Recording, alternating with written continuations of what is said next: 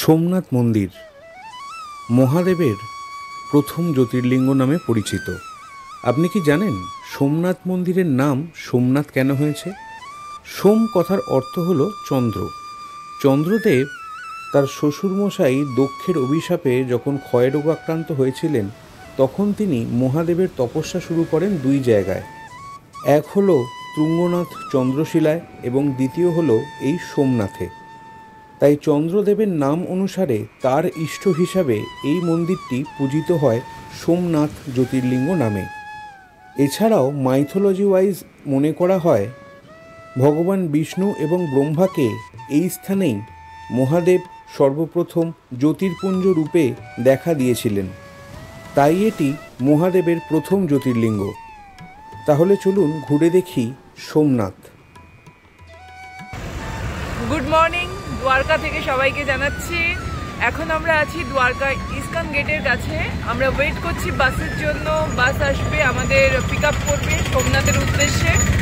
এখন বাজে 7:30। আমাদের ওয়েস্ট বেঙ্গলে 5টার মতো ওয়েদার এখানে, মানে সবে অন্ধকারটা কেটেছে, সূর্য এখনও সেরমভাবে ওঠেনি। আপনারা দেখতে পাচ্ছেন, চারপাশটা দেখাও। দ্বারকার এক্সপিরিয়েন্স বলতে গেলে খুবই সুন্দর। আমরা খুব সুন্দরভাবে দর্শন করেছি এবং সব কটা সাইট সিন আমরা স্কুটি নিয়ে করেছি। আর আমাদের লাইফের প্রথম প্যারাসেলিং এবং স্নর্কলিং, যাকে বলে স্কুবা ডাইভিং, আমরা শিবরাতপুর বিচে করেছি। খুব ভালো লেগেছে। আর এখন আমরা যাচ্ছি হচ্ছে সোমনাথ। তো ওখানে গিয়ে আপনাদের সঙ্গে আবার দেখা হচ্ছে। 7:35-এর সময় আমরা বাসে উঠে পড়েছি সোমনাথে যাওয়ার জন্য। আমরা এসি বাসের টিকিট কনফার্ম ছিল না অ্যাকচুয়ালি, তাই জন্য নর্মাল বাসে উঠেছি। এর টিকিট ফেয়ারটাও কম, মোটামুটি 300-এর মতন পড়েছে পার হেড। তো দেখা যাক কীরকম হয় আমাদের এই যাত্রা। আশা করছি ভালোই হবে। আর সোমনাথে গিয়ে আপনাদের সঙ্গে দেখা হচ্ছে। আমরা এখন পৌঁছে গেছি সোমনাথে। খুব ভালো লাগছে। আমাদের দুটোই পৌঁছানোর কথা, আমরা একটাতে পৌঁছে গেছি। 1 ঘন্টা আগে পৌঁছে গেছি সোমনাথে। এইটা দ্বাদশ জ্যোতির্লিঙ্গের মধ্যে একটা, দ্বারকার থেকে সবার প্রথম জ্যোতির্লিঙ্গ, যেটা 17 বার নষ্ট করা হয়েছিল। এবং ফাইনালি আমরা তার দর্শন করতে চলেছি দুজনে একসাথে, একদম। আর দ্বারকা থেকে আমরা 7:30 নাগাদ বাসে উঠেছি। 1টা নাগাদ আমরা পৌঁছে গেছি। প্রচন্ড রোদ্দুর, কেউ বলবে না এটা শীতকাল। হ্যাঁ, মানে ভয়ঙ্কর গরম লাগছে, একটু প্রচণ্ড গরম এইখানে। এখন টেম্পারেচার এখানে মোটামুটি 29 ডিগ্রি দেখাচ্ছে। এই হচ্ছে হোটেল সোমনাথ প্রাইড। এইটা মন্দিরের খুব কাছে, ওয়াকিং ডিস্টেন্সে, তাই জন্যই হোটেলটা নেওয়া। প্রাইস একটু বেশি আমাদের এখন পড়েছে প্রায় নিয়ার অ্যাবাউট 2800 থেকে 2900 টাকার মতো। আর ভালো, হোটেলটা তো ভালোই দেখছি। এবার রুমে গিয়ে দেখাচ্ছি। এই হচ্ছে হোটেলের এন্ট্রান্স রুমের। রুমটা খুবই ছোট, বাট এটা অনেকটা কাছে মন্দিরের, এটাই হচ্ছে এর প্লাস পয়েন্ট।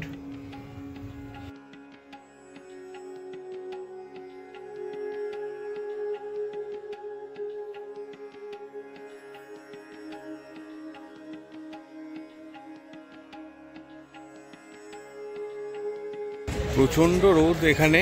এই হচ্ছে সোমনাথ মন্দির চত্বর।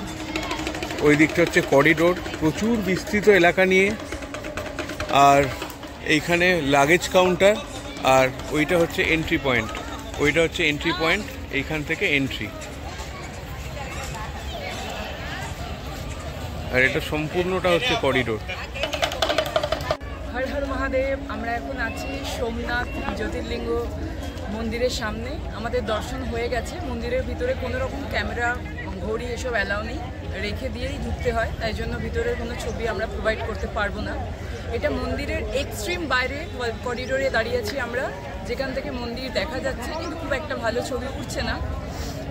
খুবই ভালো দর্শন হয়েছে আমাদের। সঙ্গে খুব ভালো ফাঁকা ছিল এই টাইমটায়, খুবই ভালো দর্শন হয়েছে। হর হর মহাদেব। এই হচ্ছে সোমনাথের মার্কেট।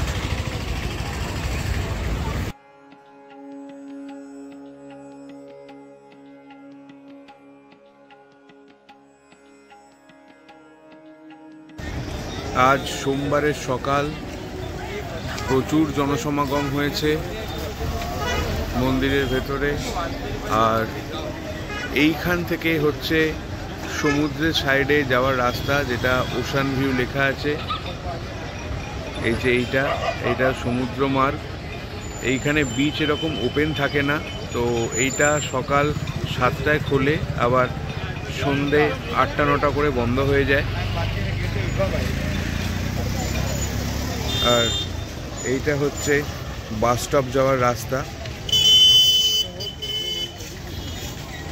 সমুদ্র মার্গে ঢোকার জন্য বা বিচে ঢোকার জন্য আপনাকে এইখান থেকে টিকিট কাটতে হবে, 5 টাকা করে টিকিট। পুরীর ব্লু বিচের মতন এটা একদম পরিষ্কার পরিচ্ছন্ন।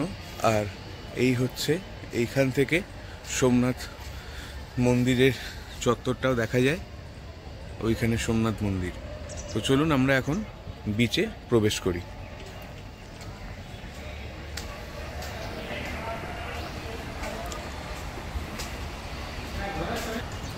এই হচ্ছে সোমনাথ বিচ। সব কিছু ভীষণ সুন্দরভাবে সাজানো গোছানো। এখানে ছোট একটা মার্কেট আছে। আর এখন আমরা যাচ্ছি সমুদ্রের কাছে। এই ট্র্যাকের মধ্যে দিয়ে গেলে আপনি সমুদ্র মার্গের মধ্যে দিয়ে গেলে এই রকমভাবে সুন্দরভাবে মন্দিরের দর্শন করতে পারবেন। অসাধারণ লাগছে।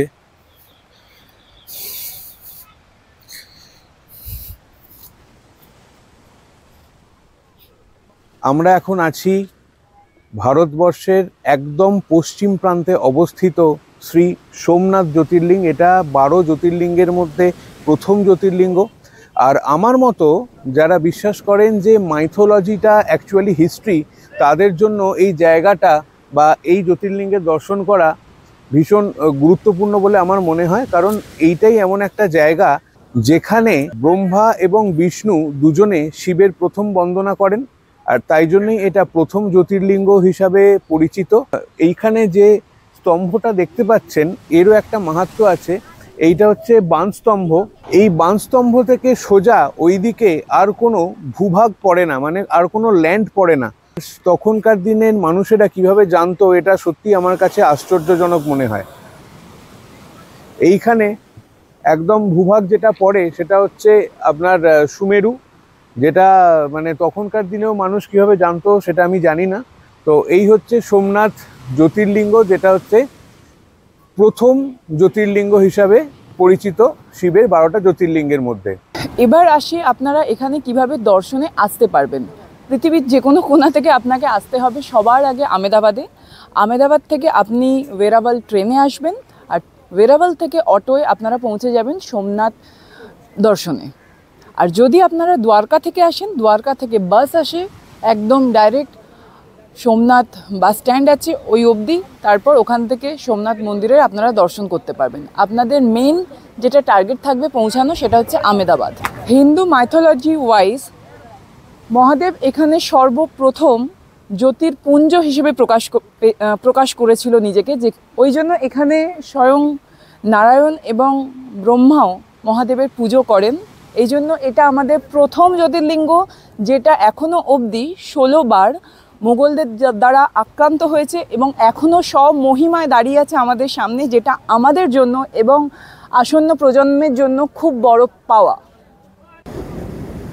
এবার আসি সোমনাথ এসে আপনারা কোথায় স্টে করবেন। এখানে প্রচুর হোটেল আছে মন্দিরের কাছাকাছি, ওখানে থাকতে কোনো অসুবিধা হবে না।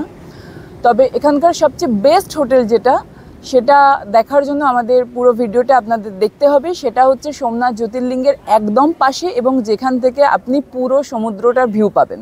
আর বাকি হোটেল যেগুলো আছে সেগুলো 2000 টাকা থেকে স্টার্ট। এটা হচ্ছে শ্রী ভালকা তীর্থ মন্দির, যেখানে শ্রী কৃষ্ণ নিজের দেহত্যাগ করেছিলেন। সোমনাথের সাইট সিনের মধ্যে ভালকা তীর্থ, শ্রী গীতা মন্দির, রাম মন্দির এবং বাণগঙ্গা মহাদেব অন্যতম। এটা হচ্ছে ভালকা তীর্থ মন্দির। মনে করা হয় শ্রীকৃষ্ণ এইখানে নিজের দেহত্যাগ করেছিলেন। পুরাণ মতে জড়া নামক ব্যাধের তীরেতে তিনি বিদ্ধ হন এবং দেহত্যাগ করেন। যে পুষ্করিণীর পাশে বসে এবং যে গাছের তলায় তিনি বিশ্রাম নিচ্ছিলেন সেই গাছের অংশ এবং পুষ্করিণী এখনও বিদ্যমান। এই নিয়েই এই মন্দিরটি। পুরাণের এই ঘটনা আপনি যদি বিশ্বাস করেন তাহলে আপনার মনে শিহরণ জাগতে বাধ্য। অসাধারণ অভিজ্ঞতা, গায়ে তো শিহরণ দিচ্ছে এই জায়গাটা দেখে এবং শুনে।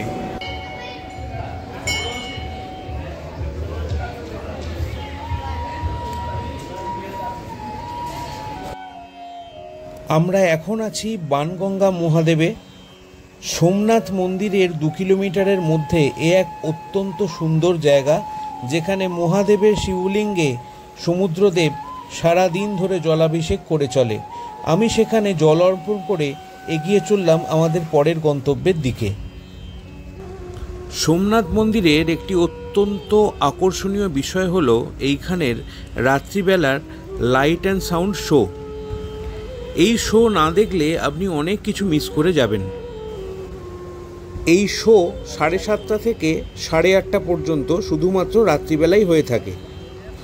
মন্দিরের সম্পূর্ণ ইতিহাস এখানে তুলে ধরা হয়, যেটা চাক্ষুষ না করলে হয়তো অনেক কিছুই আমার কাছে অধরা থেকে যেত। 45 মিনিটের এই লাইট অ্যান্ড সাউন্ড শো দেখলে কথা দিলাম আপনি অভিভূত হয়ে যাবেন। সন্ধে 6:30টার সময় এর টিকিট কেটে রাখতে হয়। টিকিটের মূল্য 20 টাকা। সোমনাথ থেকে এখন যাচ্ছি হচ্ছে গির ন্যাশনাল ফরেস্টে। এই হচ্ছে আমাদের স্কুটি, যার মধ্যে আমাদের রুকস্যাক রাখা আছে। এখানে স্কুটি কিভাবে ভাড়া করবেন সব ডিটেলস এই ভিডিওতে থাকবে। আর যদি আপনি বাই কার গিরে যান সেখানে কিন্তু প্রায় 3,500 টাকা ভাড়া নিয়ে নেবে ওয়ান সাইডের। আর তারপরে আবার এদিকে ফিরতে গেলে আপনাকে ওয়ান সাইডে 3,500 টাকা, মানে 7,000 টাকা সেভ হবে আপনি যদি দুজন আসেন আর লাগেজ কম আনেন আমাদের মতো একটাই, সেটা ক্ষেত্রে সুবিধে হবে। স্কুটি ভাড়া পড়ে প্রত্যেক দিন হচ্ছে 600 টাকা, তেল হচ্ছে আপনাকে দিতে হবে। তো ভিডিওটা খুব ইনফরমেটিভ, চেষ্টা করুন আমাদের পাশে থাকার। সাবস্ক্রাইব অবশ্যই করবেন এবং ভিডিওটাকে লাইক করবেন।